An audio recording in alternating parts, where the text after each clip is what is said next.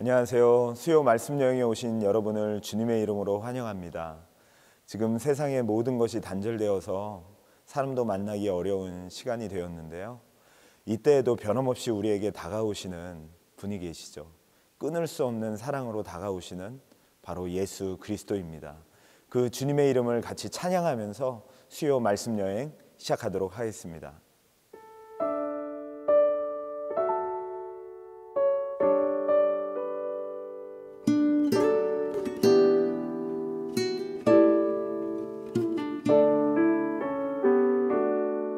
세상의 성공이 내 삶의 신일 때 그들은 내 삶에 절망을 주고 내 맘의 욕심이 내 삶의 신일 때 그들은 내 삶 고단하게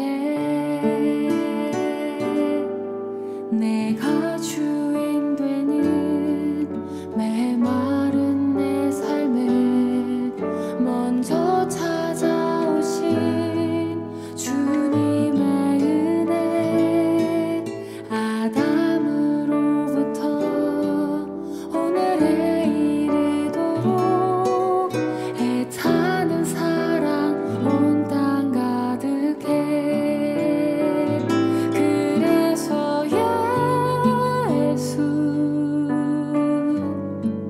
이 땅에 보내셨네.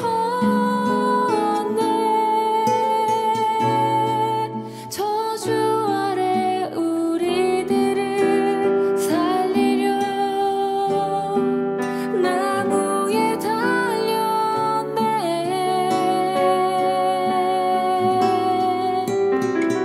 그래서 예수 나의 기쁨이 되시네. 아름다운 주의 이름 영원히 찬양하기 원하네. 세상의 성공이 내 삶의 신일 때 그들은 내 삶에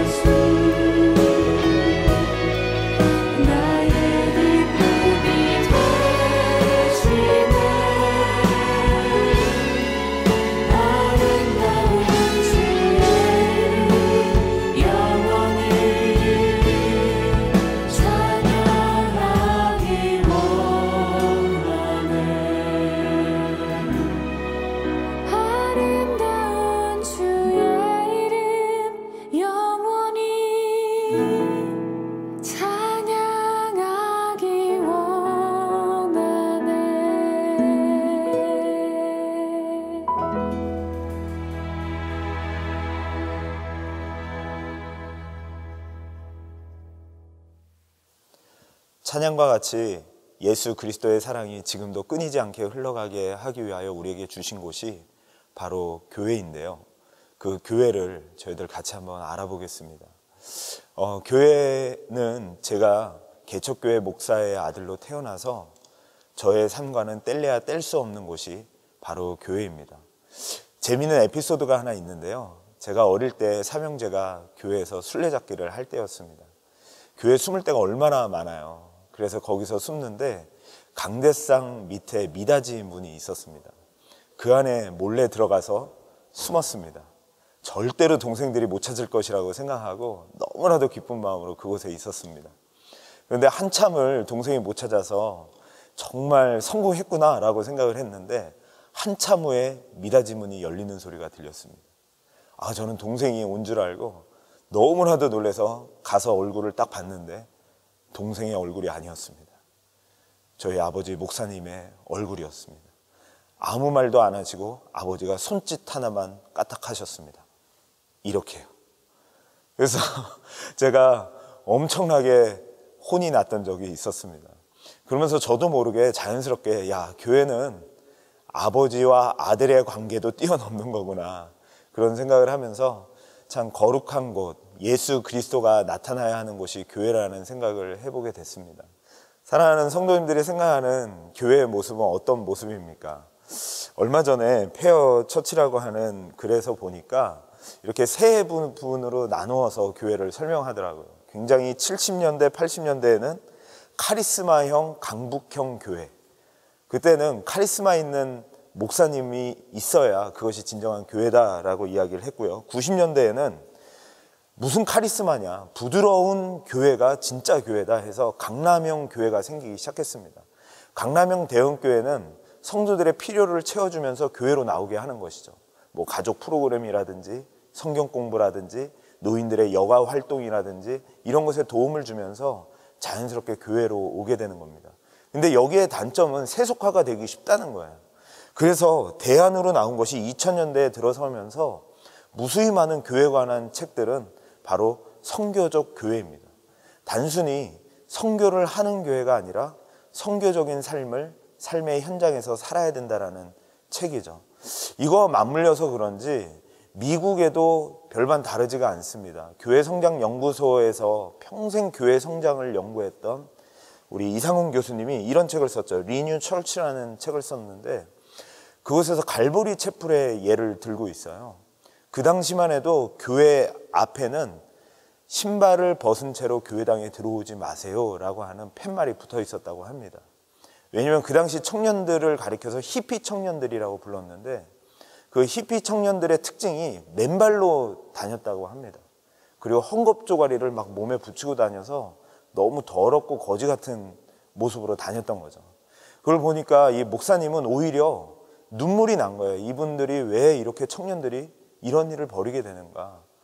그 청년들의 공허함, 또 청년들의 슬픔, 아픈 마음이 느껴지면서 눈물로 그 팻말을 치우고 교회를 시작하게 됐다고 합니다. 당시 25명으로 시작했던 그 교회가 순식간에 3,000명이 되고 수백 개의 지교회를 세우는 그 교회가 됐던 것이죠. 어떻게 이렇게 교회에 대해서 카리스마 있는 교회다. 어떤 분들은 부드러운 카리스마다. 어떤 분들은 선교적인 교회다. 어떤 분들은 이 세상에 들어가서 그 세상에 속한 사람들을 이해하는 것이 교회다라고 하는 이미지를 그리고 있는데 우리들의 관심사는 이겁니다. 예수님이 말씀하시는 교회는 무엇인가? 성경에서 말하고 있는 교회는 무엇인가라는 것이죠. 그 교회에 대해서 예수님이 살아생전에 유일하게 교회에 대해서 언급하신 적이 있었습니다. 그게 바로 마태복음 16장 18절 말씀인데요. 오늘 본문의 말씀입니다. 우리 같이 한번 읽어보도록 하겠습니다.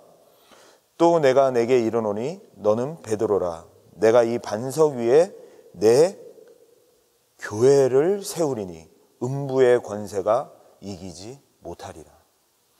여기서 우리가 그리는 교회, 카리스마 있는 교회다 이런 것이 아니라 예수님의 교회, 내 교회를 세우시겠다라고 말씀하는 것이죠.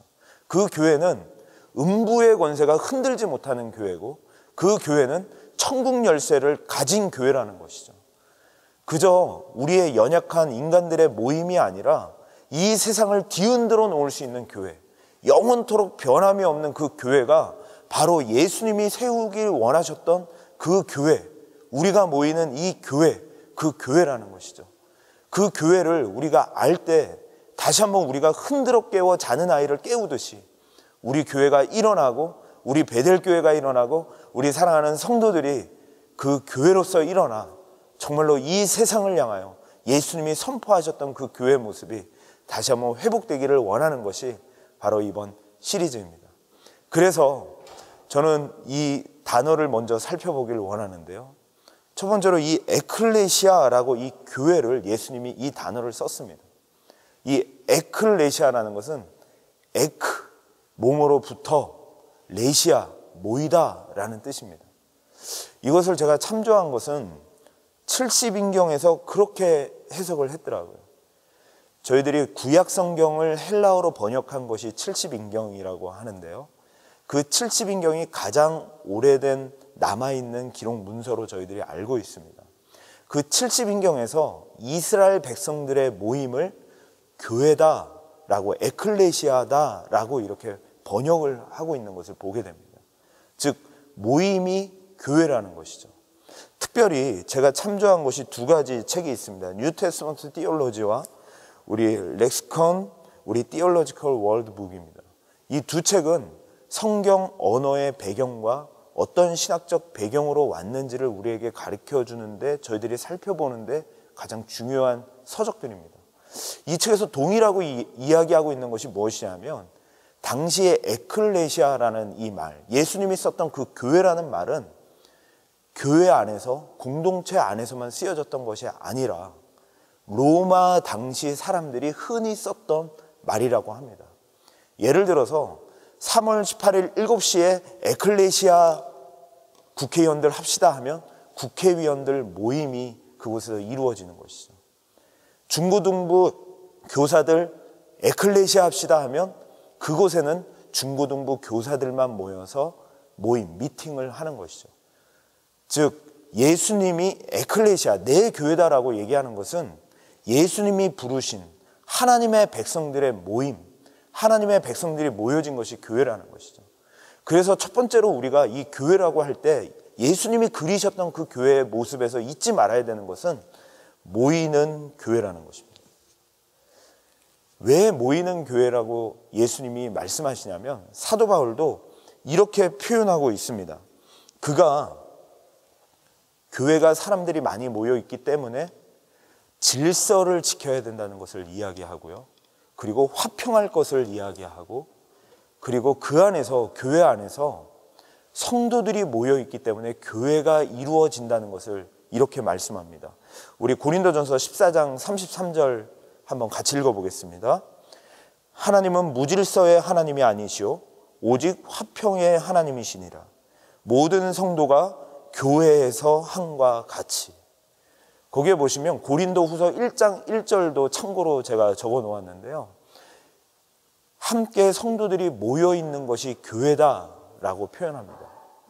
왜 이렇게 교회를 예수님은 모여라, 에클레시아 하면서 모임이라고 이야기하고, 성경에서도 계속하여 에클레시아는 성도들의 모임이라고 이야기할까요? 오늘 이 시대에는 오히려 흩어지는 교회, 흩어져서 각자 있는 교회를 이야기하는데 왜 자꾸 모이라고 하는 것일까요?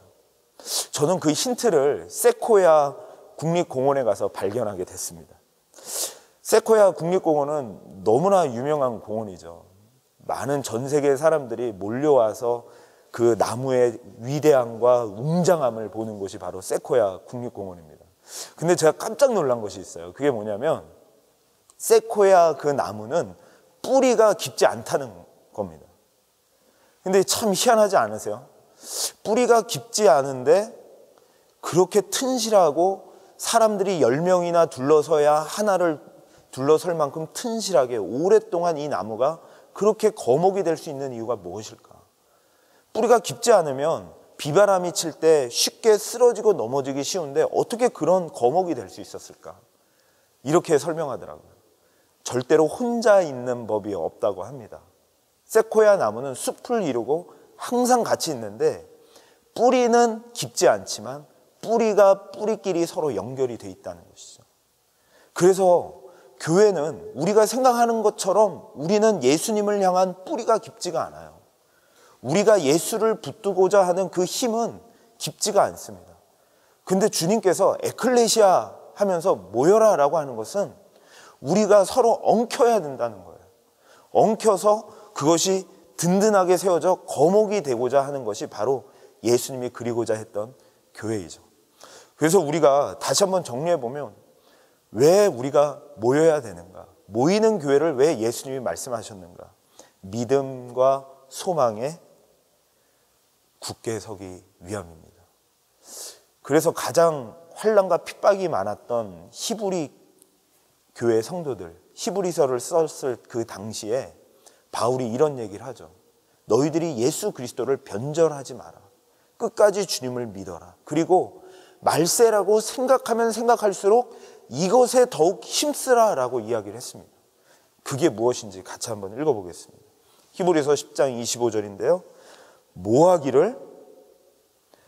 모이기를 패하는 어떤 사람의 습관같이 하지 말고 오직 권하여 그날이 가까움을 볼수록 더욱 그리하자. 말세 때 핍박이 있고 조롱이 있을 때 그때 오히려 교회는 예수님이 말했던 에클레시아는 모이기를 힘써야 된다는 것이죠. 뿐만이 아니라 성령의 역사 가운데 태동한 초대교회를 보십시오. 그들이 힘썼던 것이 무엇인지 한번 보십시오. 이렇습니다. 날마다 마음을 같이하여 성전에 모이기를 힘쓰고, 성령의 역사 가운데 교회가 있어졌던 일들은 모이는 것이었죠. 우리 한국교회도 예외는 아닙니다. 1907년도로 모든 교회들이 돌아가기를 원합니다. 왜냐하면 장대현 교회에 부흥운동이 있었기 때문에 그렇습니다. 그 당시에 사람이 모이기도 쉽지 않은 그곳에 얼마나 많은 사람들이 모였는지 한번 보십시오. 머리수를 셀 수 없을 만큼의 많은 사람들이 그 장대현 교회 앞에서 찍은 사진입니다. 2천여 명이 넘는 사람들이 그곳에서 아침부터 시작돼서 말씀을 듣고 기도하고 교제하고 회개하면서 새벽이 가는 줄도 모르게 계속하여 모여서 하나님의 은혜를 나누었던 그곳이 바로 이 장대현 교회 앞 사진이었죠. 사랑하는 베델의 성도님들이요, 저희들이 코로나로 인하여서 지금은 잠시 모일 수 없지만 다시 저희들이 이 시간이 끝나고 난 다음에 다시 모일 수 있을 때, 그때는 정말 예수 그리스도의 믿음의 성도들이 모이기를 힘씁시다. 하나님의 교회에 나와서 하나님을 예배하고 같이 찬양하고 같이 교제하고 또 같이 셀모임 하면서 서로 엉켜서 뒤엉켜 하나님이 원하시는 거목과 같은 교회가 되기를 소원합니다. 근데 제가 한 가지 참 뒤를 돌아볼 때 아쉬운 것은 이것이었습니다. 제가 교회에서 늘 생활을 하다 보니까 친구들 중에 교회를 안 거쳐간 친구들이 없었어요. 저랑 놀기 위해서는 반드시 교회를 와야 됐고, 무슨 일만 있으면 저는 교회로 오라고 그래서 교회에서 같이 놀았기 때문입니다. 그런데 지금 돌아보면 교회에 남아있는 친구들이 많지 않다는 것이 저의 안타까움입니다.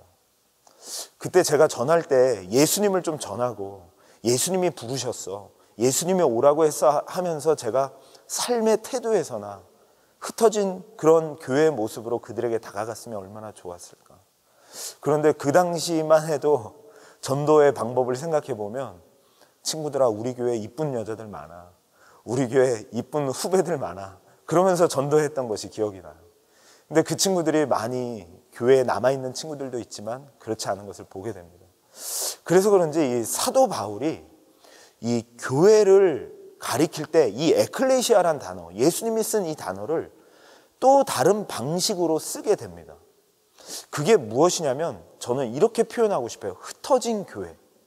성도들 개개인을 가리켜 교회라고 표현하는데 그거를 이렇게 흩어진 교회로 표현하면서 고린도전서 1장 2절에 이렇게 말씀하고 있습니다. 고린도의 교회에 있는 하나님의 교회, 곧 그 하나님의 교회가 무엇이냐? 그리스도 안에서 거룩하여지고 성도라 부르심을 입은 자들, 바로 성도들 개개인들이 다 교회다라는 것을 말씀하고 있는 거죠. 그리고 또 각 처에서 우리의 주 곧 그들과 우리의 주 되신 예수 그리스도의 이름을 부르는 모든 자들. 곧이 두 번이 나오죠. 하나님의 교회는 곧 우리들이고 그의 이름을 부르는 우리들이다 라고 표현합니다. 그런데 사랑하는 성도들에게 한번 묻고 싶어요. 만약에 어떤 사람이 자꾸만 분쟁을 하고 싸우는 사람이 있다고 생각해 보십시오. 그 사람에게 교회라고 쉽게 얘기할 수 있으시겠습니까? 너는 교회야 라고 얘기할 수 있나요? 근친상간한 사람을 봤다고 생각하십시오. 그 사람에게 너는 교회라 라고 말할 수 있겠습니까? 아마 없을 거라고 생각이 듭니다. 그런데 고린도 교회가 바로 그런 교회였습니다.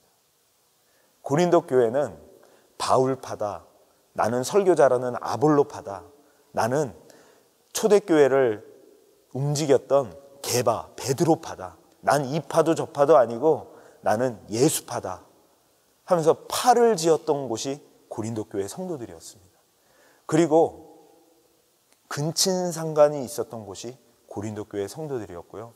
음란이 있었고 서로를 고소하는 일이 있었습니다. 은사는 많았어요. 예언하는 은사, 방언하는 은사, 병 고치는 은사, 수많은 은사를 가지고 있었지만 누가 더 좋은 은사를 가졌느냐를 가지고 싸우는 곳이 바로 고린도 교회였습니다. 그런데 참 신기한 것은 이 사도 바울이 그 고린도 교회를 향하여 너희가 교회다, 예수 이름 안에서 거룩하여진 교회다 라고 말씀하고 있다는 것이죠. 심지어는 이렇게 표현합니다. 그들의 음란죄에 대해서 이야기하면서 사도 바울은 그들을 향해 이렇게 표현하고 있습니다. 고린도전서 6장 9절에 보면 너희 몸은 너희가 하나님께로 받은 바 너희 가운데 계신 성령의 전인 줄을 알지 못하느냐. 너희는 너희 것이 아니니라.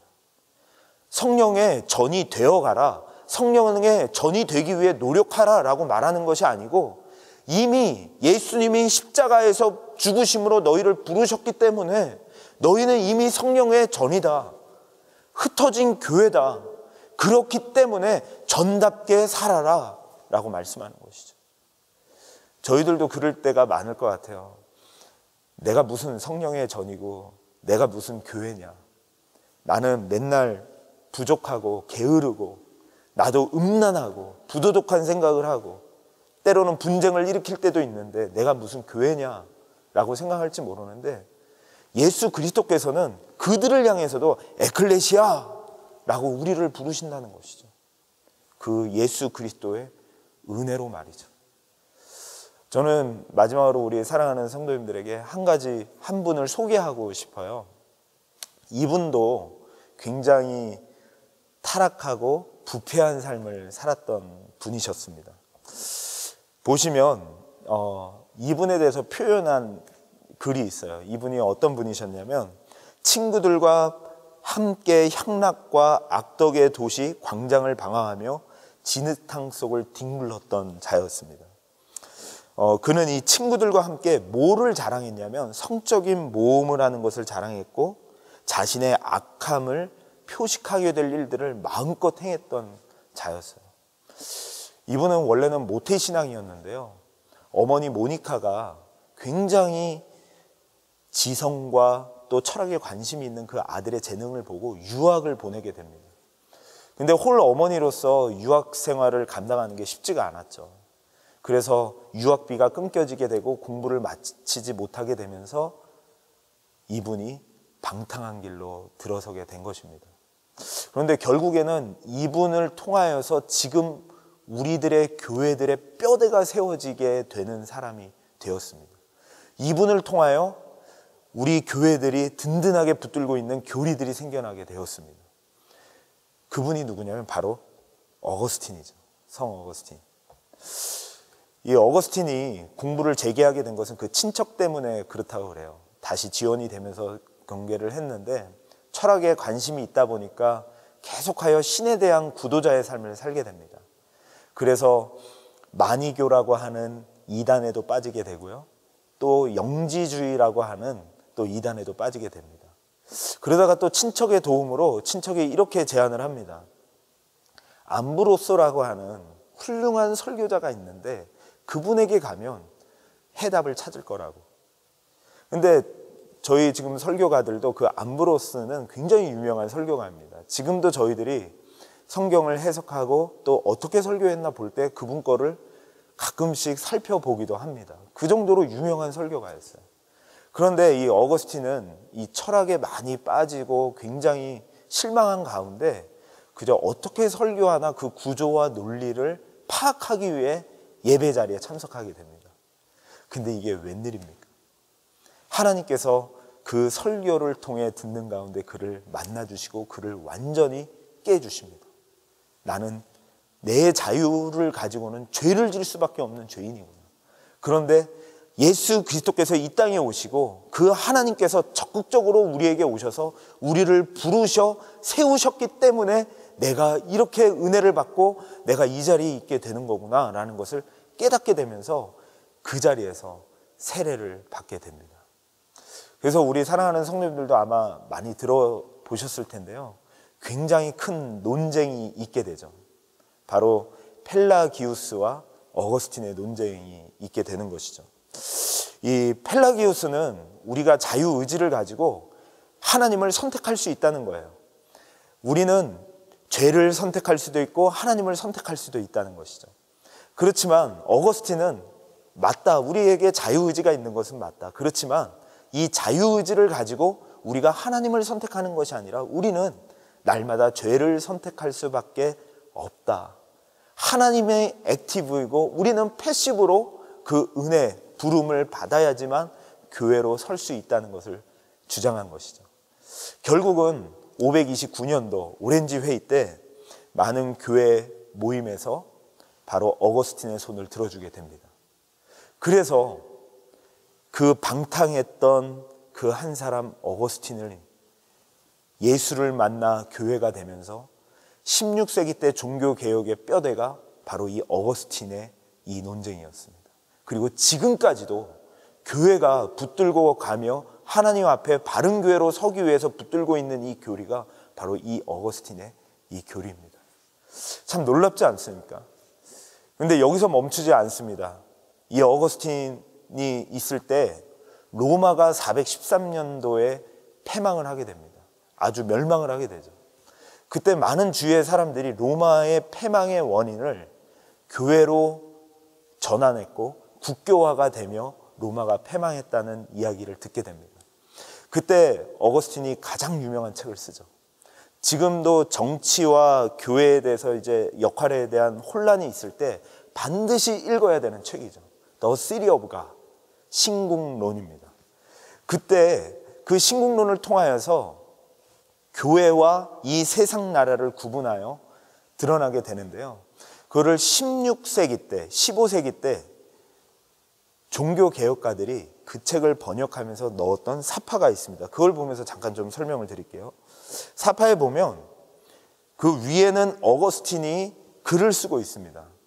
그런데 로마가 멸망한 것이 교회 때문에 멸망한 것이 아니라는 것을 증명해 가면서 책을 쓰는데 보시는 화면에 왼쪽에 보면 하나님의 도성, 즉 교회가 나타납니다. 그리고 오른쪽 편에는 바로 이 세상의 도성이 나타나는데 하나님의 도성은 천사들과 사람들이 하나님을 찬양하고 경외하는 마음으로 세워진 도성이고 이 세상의 도성은 자기를 섬기고 찬양하는 마음으로 세워진 도성입니다. 그런데 가만히 보시면 사람의 도성의 뒤편에 마귀들이 나와요. 근데 그 마귀들의 입을 자세히 보시면 입을 벌리고 있습니다. 입을 벌리고 혀를 내밀고 있습니다. 바로 하나님의 도성을 조롱하고 있는 모습이죠. 이처럼 이 세상에서는 하나님의 교회, 이 도성을 계속하여 약올리고 조롱하고 핍박하고 자신의 나라가 영원할 것처럼 그렇게 하지만 실제로는 아무리 로마라 할지라도 거대한 도성이라 할지라도 이 세상의 도성은 결국은 멸망하고 말 것이고 하나님의 도성, 예수 그리스도의 피로 부름받은 그 도성은 영원할 것이다. 바로 그 교회는 영원히 멸망하지 않을 것이다 라는 것을 증명하고 있는 책인 것이죠. 사랑하는 성도님들이요, 우리 교회는 예수님이 에클레시아라고 하면서 우리를 불러주셨는데 이 교회는 영원히 사라지지 못할 것입니다. 아무리 코로나 바이러스로 어떠한 것으로 막는다 하더라도 절대로 예수 그리스도의 십자가의 그 은혜는 우리 안에 지어질 수 없는 것이 바로 교회입니다.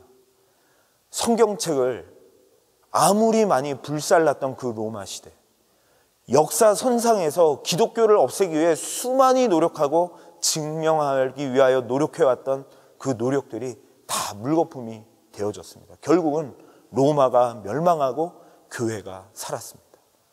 사랑하는 성도님들이여, 그 교회로 우리는 부름을 받았고 그 교회에 하나님께서, 예수님께서 음부의 권세가 흔들지 못하는 권세를 주셨고 천국의 열쇠를 주셨습니다.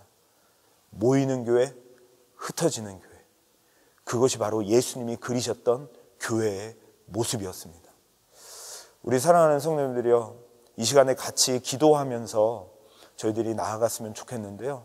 하나님, 지금은 코로나 바이러스로 저희들이 모이지 못하지만 다시 예수님이 그리셨던 교회로 회복되는 저희들 되게 하여 주옵소서.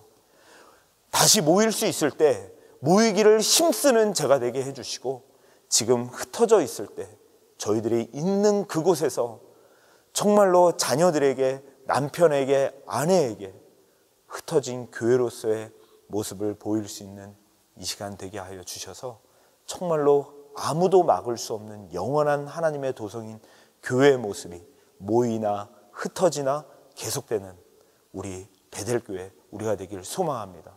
그것을 생각하면서 우리 같이 합심으로 다시 한번 예수님이 그리는 교회가 되기 위하여 같이 기도하도록 하겠습니다. 기도하겠습니다.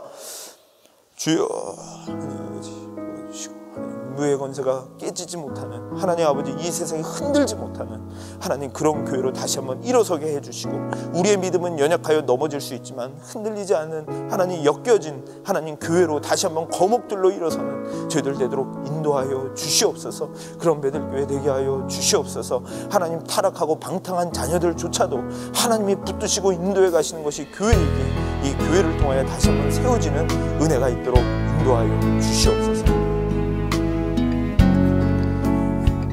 하나님 아버지, 저희들이 생각하는 교회가 아니라 예수님이 말씀하셨던 교회를 다시 한번 회복하기를 원합니다.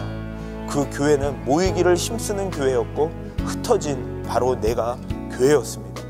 우리 자신이 아무리 부족하고 연약하다 할지라도 하나님께서는 예수님의 십자가의 은혜로 우리를 교회로 부르셨고 천국 열쇠를 주셨고 음부의 권세가 흔들지 못하는 권세를 우리에게 허락해 주셨습니다. 그 교회로서의 모습이 다시 한번 이 교회 시리즈를 통하여 회복되게 하여 주옵소서. 그리고 다시 한번 우리가 모일 수 있을 때 더욱더 간절히 사모하는 마음으로 모여서 셀모임하며 또 예배를 드리며 하나님 앞에 영광 올려드리는 거목과 같이 일어나는 우리 모두가 될 수 있도록 인도하여 주옵소서. 예수님의 이름으로 기도드리옵나이다. 아멘. 이 시간에 우리 같이 올해 우리에게 주셨던 주제가가 있습니다. 바로 내가 그리스도인입니다. 내가 거룩한 교회입니다. 그 찬송 부르면서 수요 말씀 여행을 마치도록 하겠습니다. 다음 주에 또 뵙겠습니다.